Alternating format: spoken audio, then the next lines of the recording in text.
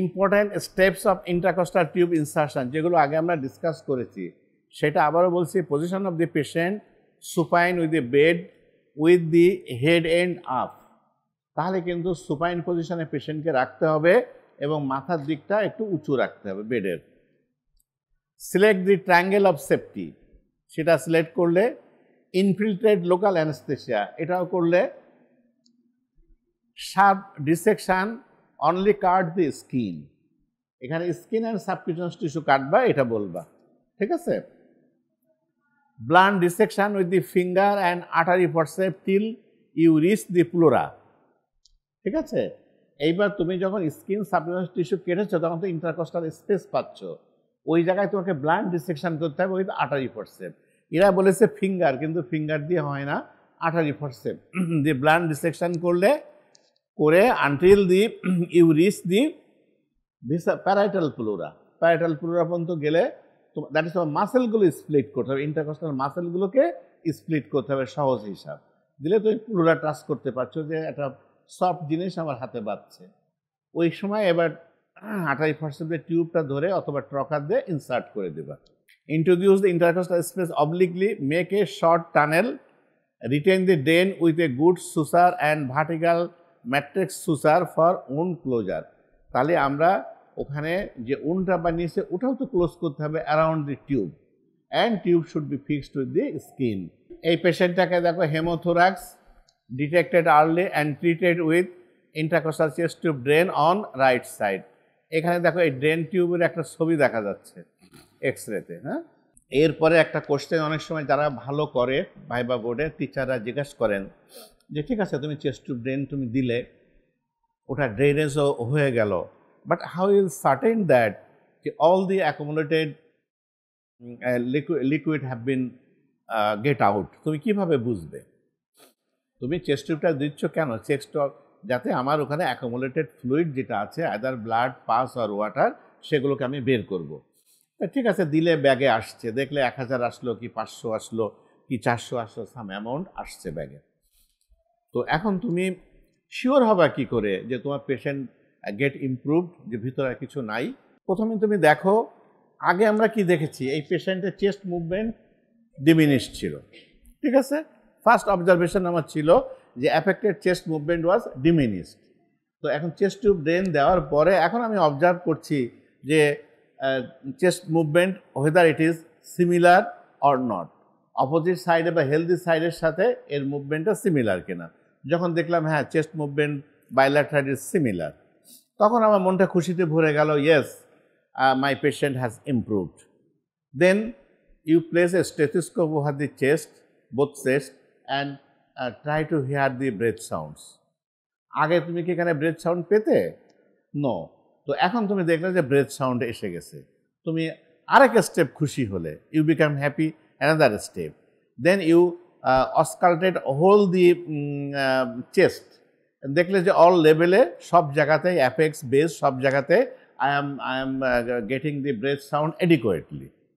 তাহলে তুমি শিওর হলে যে হ্যাঁ আমার ভিতরে যা কিছু জঞ্জাল ছিল it have been washed out. Third স্টেপটা কি করতে হবে? Then you should need a chest x-ray, কারণ ইউ নিড এ ডকুমেন্ট। পেশেন্টকে দেখাতে হবে, পার্টিকে বলতে হবে যে দিস ইজ দ্য ডকুমেন্ট, তুমি যা শুনেছো দেখেছো ওটা তো তোমার জিনিস, বাট পেশেন্টকে তো একটা কিছু বলতে হবে তোমার সেফটি সিকিউরিটির জন্য, যে হ্যাঁ আমি চেস্ট এক্সরে করেছি, দেখেন লাং ফিল্ডটা এখন ক্লিয়ার দেখা যাচ্ছে, আগে যে সমস্ত হেজি ছিল সেটা নাই, and it is all right. ঠিক আছে, তাহলে লাস্ট স্টেজ হলো you need a chest x-ray. এখন আমি যদি প্রশ্ন করি যে তুমি চেস্ট এক্সরে করতে কীভাবে পেশেন্টকে সেন্ড করবা, how will send the patient to x-ray? প্রথম আমি কি করব যে sir I will clamp the ড্রেনটাকে আমি ক্লাম করব, ওখানে ক্লাম করার ম্যাটেরিয়াল দেওয়া থাকে, ওইটা দিয়ে আমি ড্রেনেজ যে টিউবটা ওটাকে ক্লাম করব, so that nothing is coming, nothing is going back. এরপরে ব্যাগটাকে সহ ধরে নিয়ে আমি তাকে সেন্ড করব by stretcher or wheelchair, যাতে সে অ্যাফোর্ড করতে পারে বা কমফোর্ট ফিল করে, তাতে আমি এক্সরে ডিপার্টমেন্টে পাঠাবো। এবং ব্যাগটা হোল্ড করতে হবে যাতে should be below the chest level, এটা কিন্তু খেয়াল রেখো। দেখো ক্লাসিক্যাল সাইনটা কি পাচ্ছ? Reduce chest expansion, dullness to percussion and absent breath sounds on affected side. এটা যখন প্লুরাল ইফিউশন হয়েছে তখনকার ক্লাসিক্যাল সাইন হচ্ছে এটা যে reduced chest expansion, dullness to percussion and absent breath sound on the affected side. Treated by intercostal chest tube dress insertion, and if bleeding continues or fissures or shock develops, thoracotomy has to be considered. যেটা আগে আমরা পড়েছি thoracotomy ইন্ডিকেশনের মধ্যে। তাহলে আমরা কিন্তু এইভাবে পেশেন্টকে নিয়ে আগায় যাচ্ছি। এই যে চেস্ট টিউব ড্রেনের সিনারিও, অনেক সময় ডবল বোতল দেওয়া লাগতে পারে, যে যদি হিউজ কালেকশন হয়ে থাকে যে একটা ব্যাগে হচ্ছে না, তো এখন ব্যাগের ধারণ ক্ষমতা অনেক বেশি থাকে, মনে হয় 500 কি 1 লিটার মতো থাকে, সো দ্যাট এখন আর এই ডবল ব্যাগ সিস্টেমটা লাগে না, বোতলটা লাগে না। তাও তোমাদের একটা নলেজে থাকুক যে এখানে দেখো প্যারালেল কানেকশান দিয়েছে, এই একটা বটল, এর দুটো টিউব, এটা আউটলেট ভেন্ট, এটা ইনলেট, এইটাকে নিয়ে এসে এখানে দিয়েছে, ঠিক আছে, আর এখান দিয়ে তোমার চেস্ট টিউব ড্রেনটা এর সাথে কানেকশান দিচ্ছে, সো দ্যাট এটা এখন আর নেসেসিটি নাই। তবু তুমি জেনে রাখো যে এখন প্যারালেল দুটো বটলও দেওয়া লাগতে পারে, যে এইটা যখন ভরে যাবে তারপরে এটাতে আসবে। নাও চেস্ট টিউব ড্রেনটা তুমি দিয়ে দিয়েছো, ওটাকে ওর কাছে লাইফ লং থেকে যাবে? থাকবে না। তো বের করতে হবে কিভাবে? প্রথম কথা হলো, ফার্স্ট থিং আমাকে অ্যাসার্টেন হতে হবে যে আমার প্রয়োজনটা শেষ হয়ে গেছে। I have overcome the need. I should be ascertain that the need is overcome, that is my patient is improved.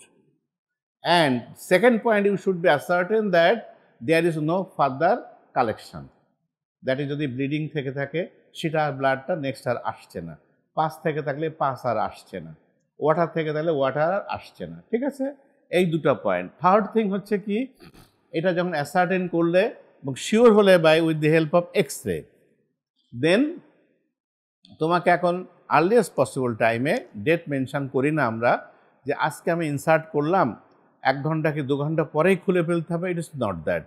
Sometimes আমরা 2 দিন 3 দিনও পর্যন্ত রাখতে পারি, হয়তো দেখা যায় অল্প অল্প অল্প অল্প করে আসছে, এরকম সিচুয়েশানগুলোতে আমরা we may continue it up to 2 to 3 days.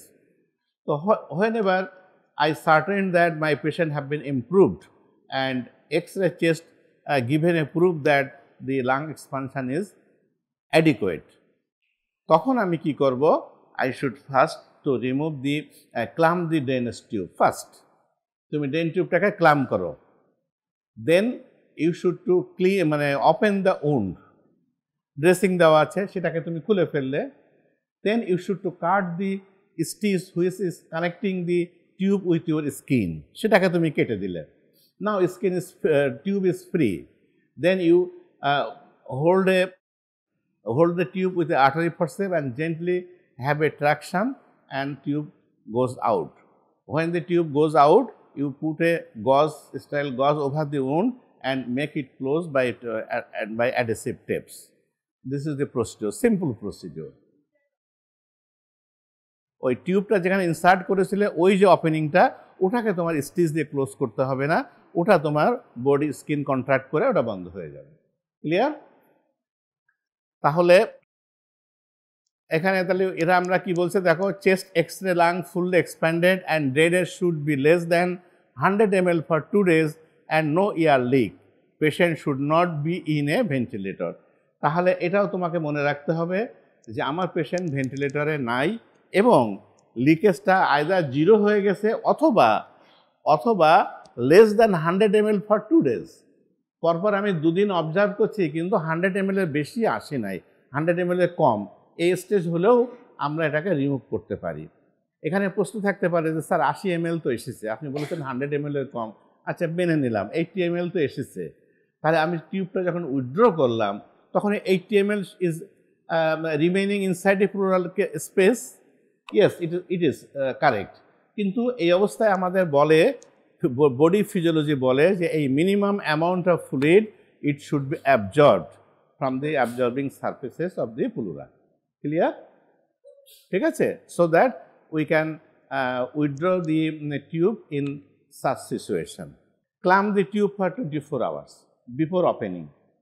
তুমি দেখলে যে হ্যাঁ আমার ক্রাইটেরিয়া ফুলফিল হয়ে গেছে, আমার চেস্ট এক্সপানশন হচ্ছে, ব্রেথ সাউন্ড ফিরে এসেছে, পেশেন্ট ভেন্টিলেটরের ভিতরে নাই, এক্স-রেতে দেখেছি লাং ফুল এক্সপ্যান্ড হয়ে গেছে, these are the criteria for the removal of chest tube drain.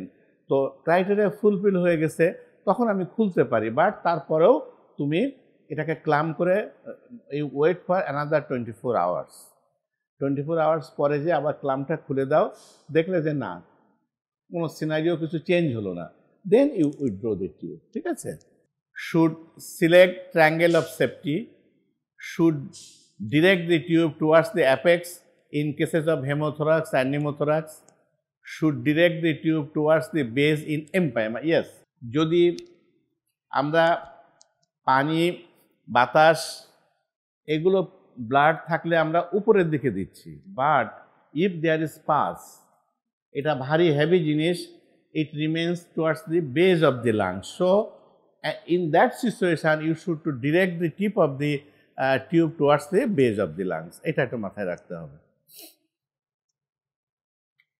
should confirm that all the holes are inside. আচ্ছা, টিউবের গায়ে কয়েকটা ছিদ্র থাকে, এটা কিন্তু সবসময় খেয়াল রাখবা। প্রতিটা ড্রেনেজ টিউবের গায়ে কিন্তু 2-3টা করে হোল থাকে। এটা শিওর হবা যে এই হোলগুলো যেন সবটাই প্লুরাল ক্যাভিটির মধ্যে থাকে। যদি একটা হোল যদি প্লুরাল ক্যাভিটির বাইরে তোমার সাবক্লিনিয়াস প্লেনে থেকে থাকে, তাহলে তো তোমার প্রসিডিউরটা ভুল হলো, ওখান থেকে যা বেরোবে সাবক্লিনিয়াস প্লেনে জমা হবে। হ্যাঁ, সো এই টেকনিক্যাল কাজটা তোমাকে শিওর হতে হবে। Should be connected to under water seal, should observe the moments of the fluid column with respiration.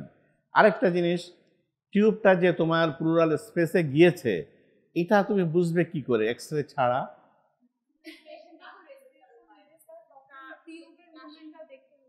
টিউবের মুভমেন্ট না, যে ফ্লুইড যেটা আছে ওটা যখন প্লুরাল মুভমেন্ট যখন হচ্ছে, ওই সময় মানে বাতাস কিছুটা যাওয়া আসা করছে, ওই পানিটা একটু ওঠানামা করবে, তাহলে বুঝলাম যে হ্যাঁ, it is inside the pleural cavity.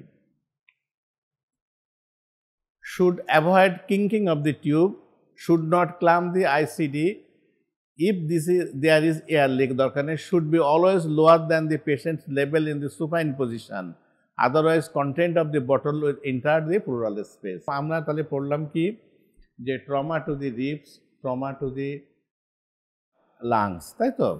রিবসে trauma হলে কি হয়? ফ্র্যাকচার হয়। ফ্র্যাকচারটা সিম্পল হতে পারে, মাল্টিপল হতে পারে। এখানে আমরা পড়লাম কি, ফ্লায়াল চেস্ট। আচ্ছা, তারপরে স্টপিং চেস্টটাও আমরা পড়েছি। তারপরে এবার হচ্ছে কি, লাং ইনজুরি হচ্ছে। লাং ইনজুরি হলে সেখানে আমরা কি পাচ্ছি?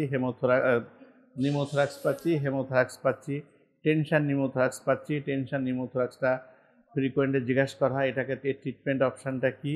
You should to make the open wound close fast, that is you should to try to make the tension relief. ঠিক আছে? তারপরে তোমাকে যথাযথ ট্রিটমেন্ট করতে হবে। অ্যান্ড ওয়াটার সিল ড্রেনটাই হচ্ছে ইম্পর্টেন্ট, সেটা কীভাবে করতে হয়, কোন স্পেসে দিতে হয়, and how it should inserted and how it to withdraw, everything is discussed. And আমি মনে করি up to this level is sufficient for you.